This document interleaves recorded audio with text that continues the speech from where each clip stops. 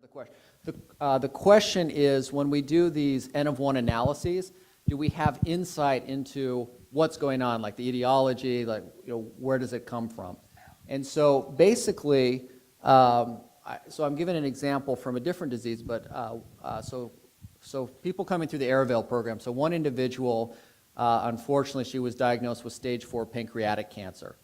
Stage 4 pancreatic cancer is basically a death sentence. My father-in-law actually recently died from pancreatic cancer. It's a very tough disease. But basically what we did is we were able to look back, and we had 4 blood draws of hers prior to diagnosis. And so one of the signals that jumps up is there's a particular protein. And if we do a histogram where we just count just the level of this protein for every person, for the thousands of people that we looked at through the Airveil program, there's kind of a normal distribution. And she's out here. All 4 of her blood draws are way outside anything we've ever seen for any other person. So then here what we get at is, all right, is what we can go in and look into all that's been learned with systems biology and say, what is this protein? Well, it's made primarily in the pancreas. It's related to pancreatic cancer. It's in something called the Notch signaling pathway. And you can just observe this and see that that may be, in fact, an early warning sign. It doesn't mean that's the early warning sign for everybody, i.e. that's some universal biomarker. But one of the things that we're looking at is when you look at people with dense dynamic data clouds, you don't have to think about just the concept of a biomarker, right? Because as soon as you say biomarker, you're actually assuming that everyone transitions in the same way. Now with the dense dynamic data clouds, we can ask a different question, which is look at everything that's atypical and say, so if someone gets stage 4 pancreatic cancer, something in their pancreas is going to be changing. Something related to cancer is going to be changing. If not, they don't have stage 4 pancreatic cancer. So it's a very different way to think about it. And this is why I think this approach can be so powerful in the context of a complex disease such as Lyme, where we don't necessarily think that all of you are on the same trajectory. And that's why if you think about traditional biomarker approaches in something that's that diverse, they will fail because they won't be able to actually find a commonality that's true across everyone. And that's why we think this new approach that we're developing for the N of 1 analyses actually will succeed where other approaches won't. All right, hi. First of all, I want to say thank you for everybody who's working on this. Living with Lyme disease is like a very unique hell. And we live with a lot of fear and a lot of loss. And there's a lot of months and years of our lives that are spent just hoping for hope. And to be in a room full of people who are working on this every day is incredible. So thank you so much. I have 2 questions, but they're related. It's kind of what is in scope of your research and what is not. I think that no one in this room who has Lyme disease has just Lyme disease. A lot of us have a lot of other infections or toxic loads and stuff like that, and I'm curious whether or not you're looking at that. And then the other thing I'm curious about is I kind of don't fit in any of the categories you've talked about tonight. I had Lyme for 23 years before I was diagnosed, so I was never treated early. So I'm curious, and I call it late-stage Lyme. I don't know what other people call it, but I'm curious whether or not people who just were never diagnosed until way late and way chronic are, whether you're looking at that. Go for it, or I will. As I said in my opening talk, looking at the chronic disease is the toughest of all. And if we just went out and used these dense data clouds on individuals that had chronic disease, they would be at many, many different phases and stages, and there'd probably be a whole series of different subtypes.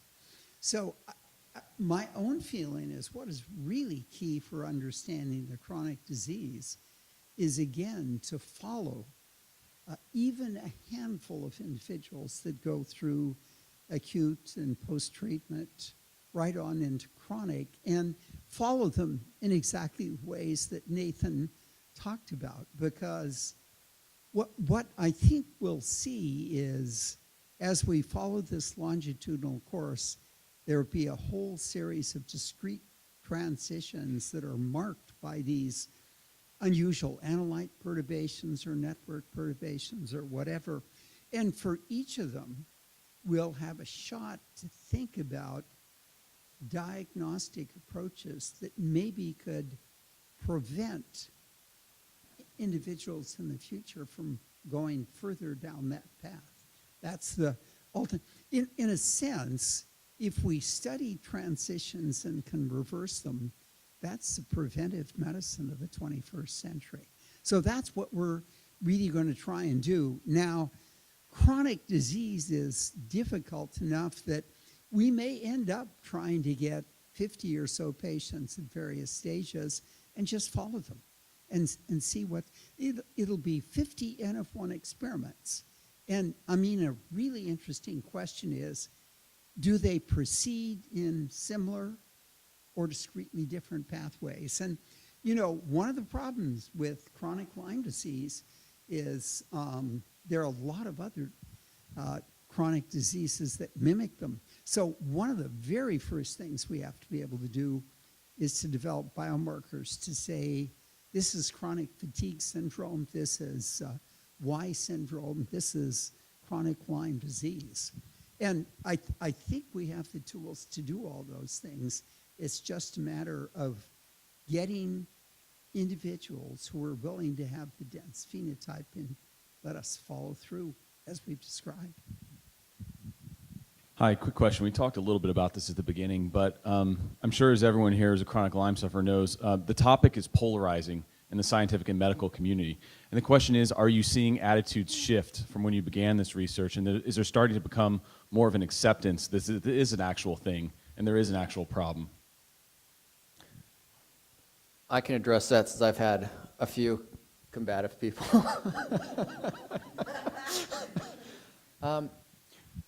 There's still definitely a big fission in the scientific community, but I do think that there has been progress on this front. You know, one element that was brought up, you know, I think Neha mentioned that, you know, one of the people that we get samples from is Gary Wormser. You know, and I heard, you know, murmur, murmur, murmur. Right. But, you know, but we do work with people, you know, that are kind of on all sides of this. And scientists are, they're a skeptical group on average, but they are very driven by data. And so I think the other thing is that Lyme it's rising in prominence, right, because it's spreading. And I think there is more of an appreciation that it's becoming, you know, that people really need to work on it. So it's still a pretty low-funded area comparative to the scale of the problem, but people are becoming very aware of that fact. You have all been a powerful lobbying group, you know, and just getting the word out that this is something that we really need to deal with.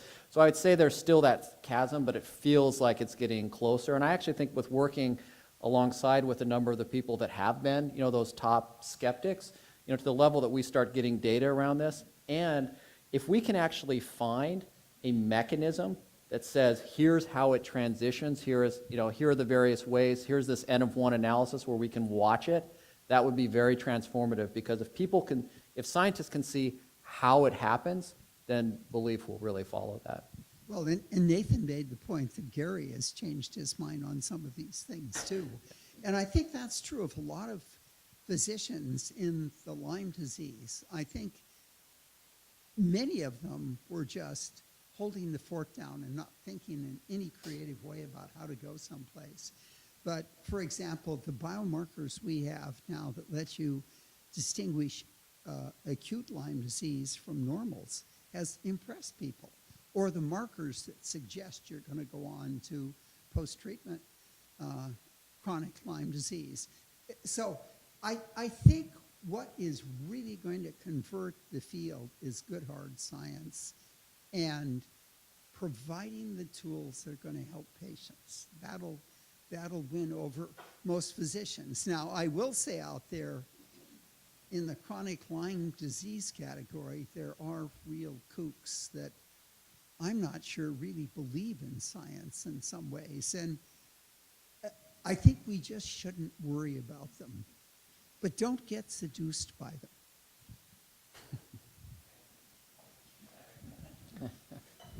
You know, you're part of the Providence group, is that correct?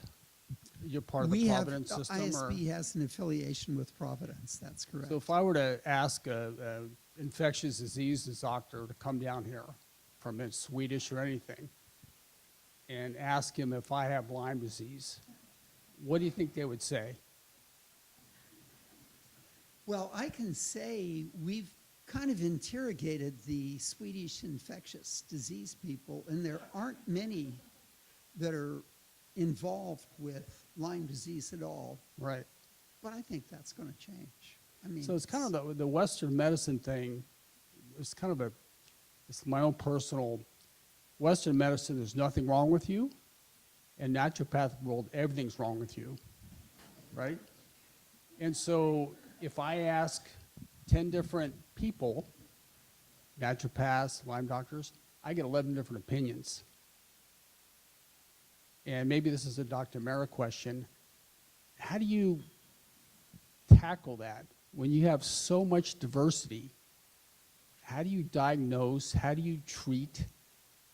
How do you go on that path? So, you want us to answer, or do you want to comment? Well, I think we're going to tackle it exactly the way we've described it. We have to figure out acute. We have to figure out post-treatment. We have to have really good biomarkers. We have to understand the nature of those transitions. We have to ask ourselves, are there more powerful ways to deal with these things than we have right now? And then gradually, we will be able to do exactly the same for chronic Lyme disease. The challenge there is getting enough of them that you can follow for a period of time to see exactly the same kinds of transitions and so forth. I think good hard science is the only answer to the skeptics. And I don't see anybody out there that is doing anything for chronic Lyme disease in any very effective. I mean, they guess, they do, they can give you enormous doses of broad spectrum antibiotics. They can, So I think good hard science, it's exactly what Jeff said at the beginning. What is going to make a difference is understanding these things. so my question is to Rob, and that is, you were talking about dead Borrelia and how the immune system still has a response, possibly still has a response to Borrelia.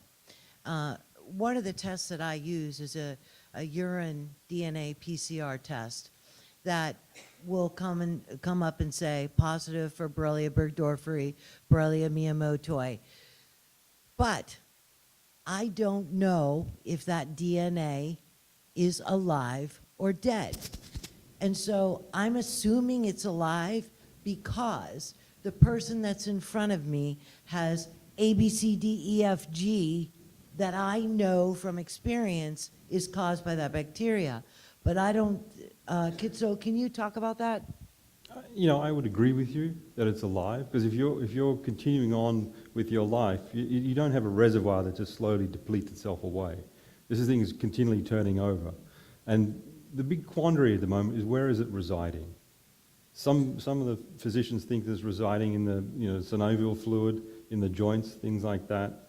But no one really knows where it disappears at this point. We certainly see it as where the infection site is, and you start to see it spread out if people actually have them. But not everyone has them either. And so one of the big problems with the DNA test is that a lot of people, especially the CDC, won't agree with it because they think there could be contamination because there's so little levels of that left of the DNA. With the proteins, though, if we get a peptide that's positive specifically only for Borrelia, we'll know that it's there. And it can't be just something that was there 20 years ago. It'll be there more recent. So that's why we think that these kinds of tests are going to be able to do that. One of the things that we try and do as well with these tests is also try and be field applicable. So ultimately, if you're going out hiking and things like that, and you've been bitten by a tick, before you go to the doctor, hopefully you'll be able to even take one of these tests yourself and see whether or not something is there. And then you can say, look, my test is there, it tells me something is there. So that's the hope, but we still got to do the research to get there. Yeah, I just wanted to echo what Rob said. You know, I think if you detect the DNA, then the bacterium is actively replicating, whether it's Borrelia or whether it's a co-infecting pathogen. Otherwise, you'll stop detecting it at some point. And that also goes back to your question, actually, which you asked, that, you know, you mentioned that you don't have just Lyme. I didn't quite know how to interpret that, whether that means you had other co-infections or whether you just had other symptomatic outcomes of it. Both.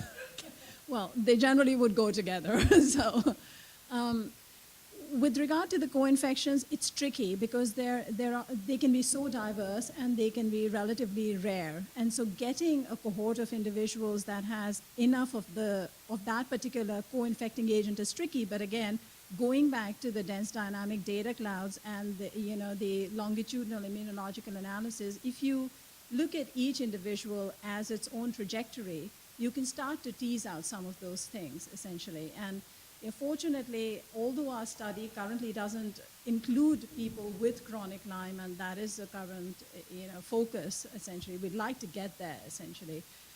We do have individuals who had co-infections. And so for what it's worth, using the current cohort of individuals who had acute Lyme or proceeded to post-treatment Lyme, we might be able to get at what's the manifestations of some of the co-infecting agents, if you will. So I think that might be an advance that will come out of it in the short term. Hi, my name's Kathy McDonald. I don't know if you guys have kids standing up here, but we have a son who's been really, really sick for 3 years. He's so sick that Dr. Marra actually told us that she wasn't the right person to treat him, so we travel across the East Coast to see Dr. Jones. I also have Lyme disease, and so I just want to know if you're looking at the pediatric population at all in your research, and I would urge you, when you're looking at this magical town, wherever you're going to find it, that you would do a special study on the kids that have Lyme, because a lot of them have it much more severely than adults. Our son's presentation is primarily psychiatric. He spent 7 months in the psych unit at Seattle Children's. 7 months. He's been there 4 times. Nobody there could figure out what was wrong with him. And it took going back east and figuring out that he had Lyme disease and getting IV antibiotics and doing IVIG and a million supplements and gazillion dollars to get him a little bit better. And we're in the middle of it now. So just please think about kids and think about helping them. I'll just let you know that we've been talking with Providence about making infants, really from birth, a part of these longitudinal studies. Now, we have to modify the assays because we can't get as much blood. But I think we'll be able to do really terrific studies on kids, and I think they'll make an enormous difference. For example, with your son, if he were on such a study, we immediately would have gotten the initial infection as acute, and boom, we'd know you ought to get him on broad-spectrum antibiotics right away. But we have to be partners in this because there is enormous resistance in the medical community about studying pediatric children because there's worry about, does the parent have the right to put them in dense data clouds and have them learn a lot of genetics when they aren't at the age of consent? And let me just tell you, that is utter nonsense. I mean, it is such, but it's pretty heartfelt. So I think we're going to have real battles to get it started, but we would really like to get a pediatric population started within the next year or two, that kind of thing. And we think we know how we can do it very interestingly.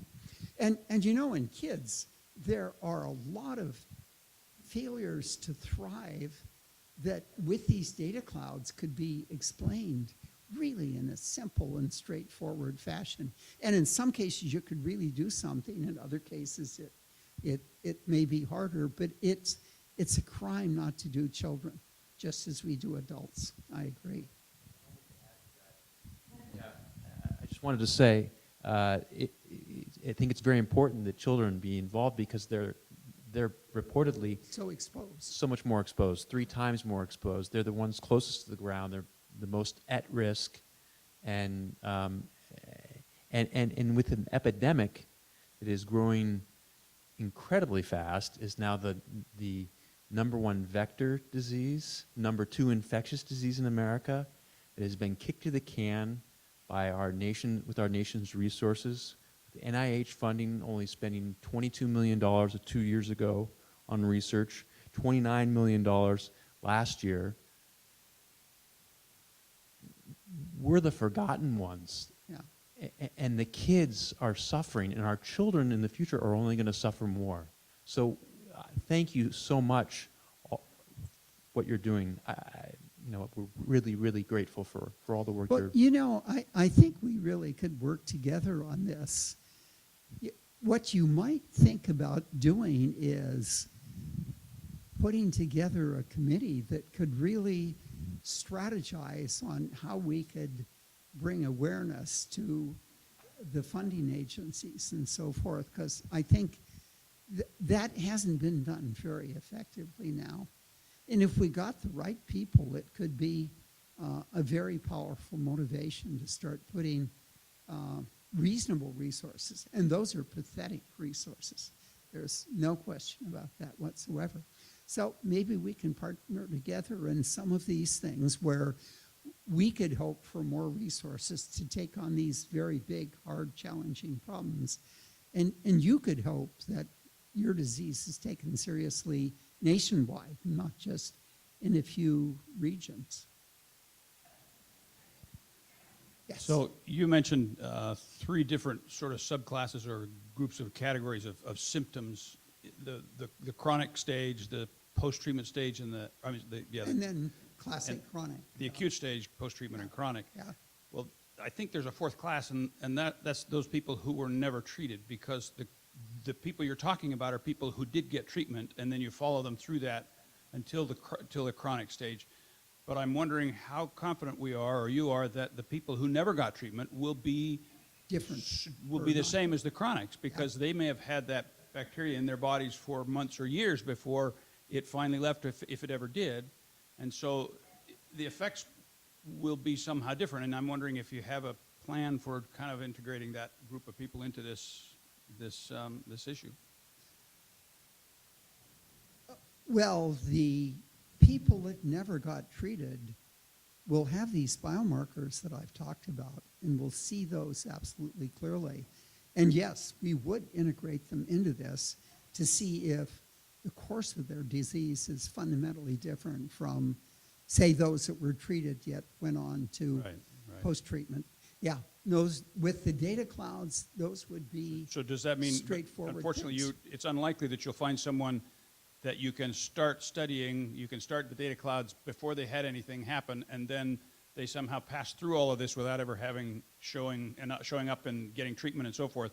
So the people who never got treatment are likely to be people that you can't start the data clouds Well, prior to. the one where we could think about doing it is in the small town with a reasonable So you infectious basically rate. do the general where we're trying population to and get then we would follow them, everybody prior to treatment, and some would get treatment and some would not. some would not I get see. treatment. Right. I mean, in the approach that we talked about, like the N of 1 kind of approach. So if we take, the 4,000 people that we've profiled normally, where we have a lot of background information, we could certainly take a group of people, that have chronic Lyme, or never been treated, or whatever. But we could definitely go through those and then just look for everything that seems to be highly abnormal of those values, and then try to say, okay, where there might be problems and issues like that. We have focused, especially in the project, I guess, on this transition point because there's probably more signal there. But probably what we could do is take the set of people that we have that are, that we think of as our wellness reference state, identify the differences in people with chronic Lyme, and then also look for those transitions and see if we see some commonalities as well, because we might be able to triangulate on it. Because you're right, it is a much tougher group to study because it's more heterogeneous, and we don't,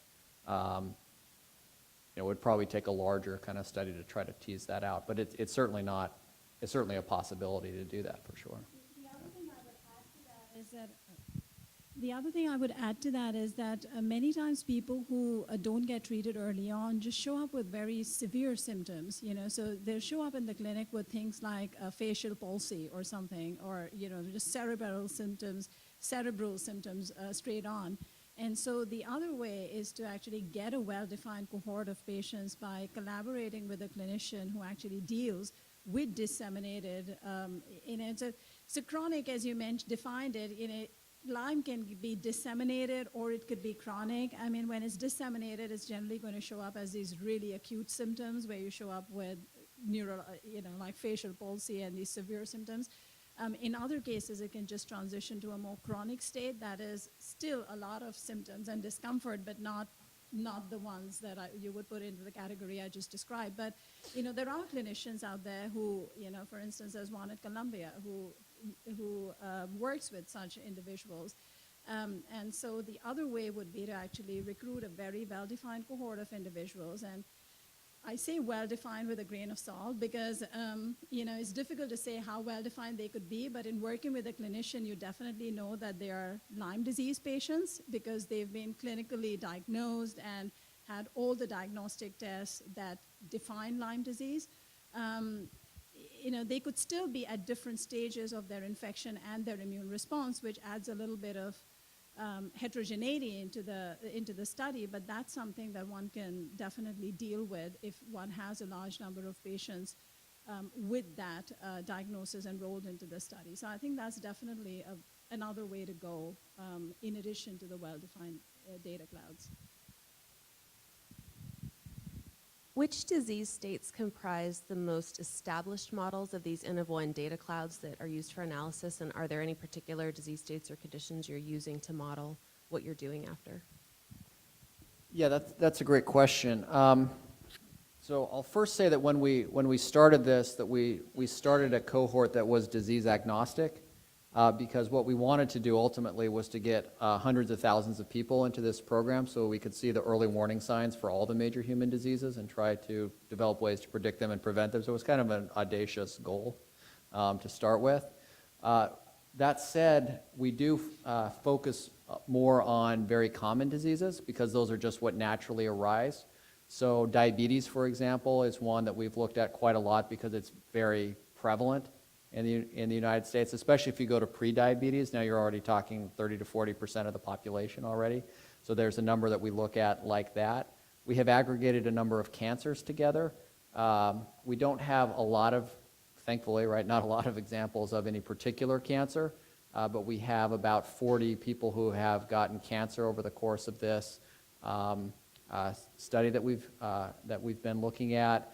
So that's another one. Heart disease is very common. So it just kind of comes down, commonality. And we do have a major focus around neurological diseases like Alzheimer's. That's another one that we look at a lot. And so it's just sort of coming down that prevalence.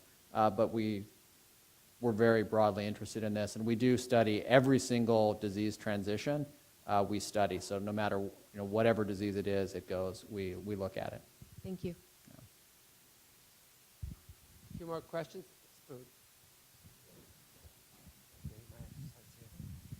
Hi, Rob.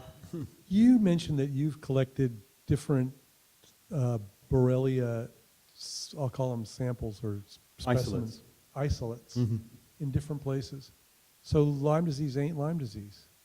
It's a panoply. Well, no, it's not. But the one collaborator where we get most infectious one is from Alan Steer, who coined the word Lyme disease, and so he's in Boston. So the group that he has collaborated with us, and recently we had a series of applications in, and we have now a funded grant to look at that more specifically. So we're integrating our efforts not only with Alan's group, but also with other groups that are collecting ticks.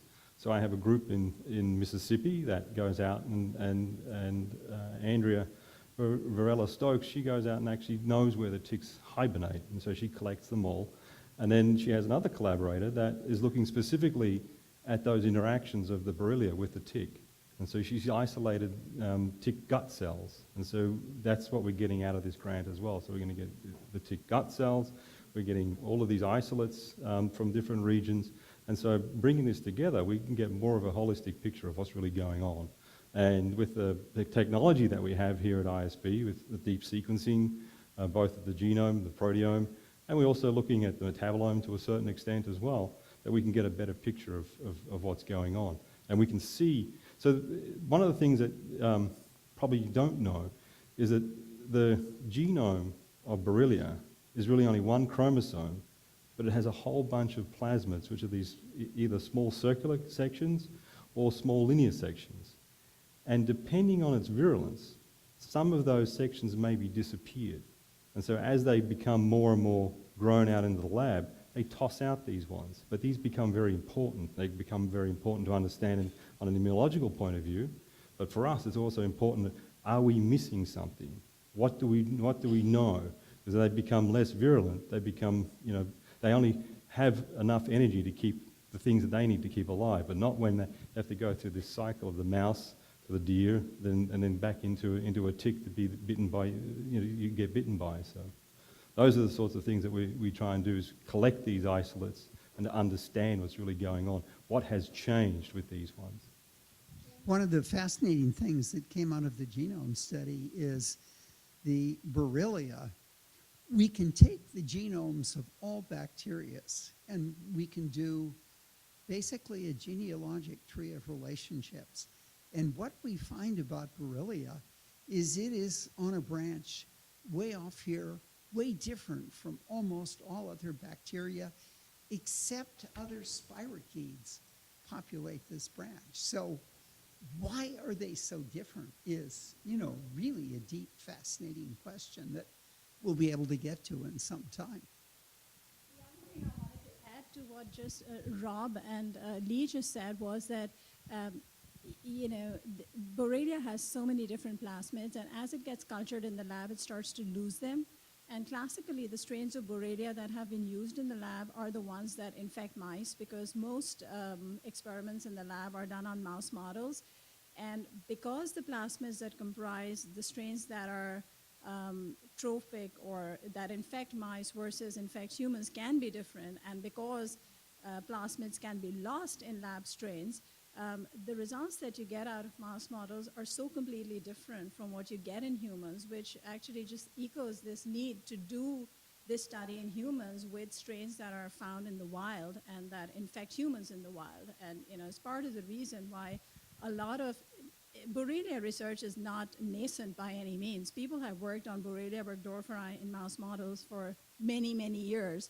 Just not a lot of it has gotten translated into anything that is meaningful to humans. And I don't say that as a generic thing.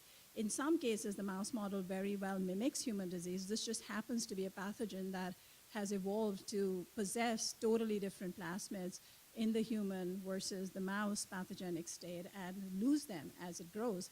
And so that just means that we need to get more human data to be able to get at the disease and get more data both on the human host and the human strain, essentially. Just on what Neha was saying, I've got this one. So one of the things that comes out of all these people have been doing research on Borrelia for many, many years. Find the data.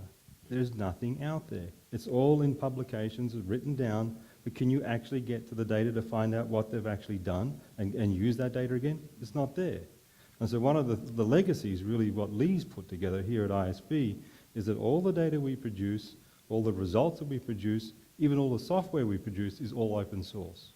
So we release all of this data and make sure that it's going to be there perpetual as well. And so that's what we've started doing with all the protein data, is put this all together in an atlas, and so that people can then search it themselves, whatever interest they may have in it.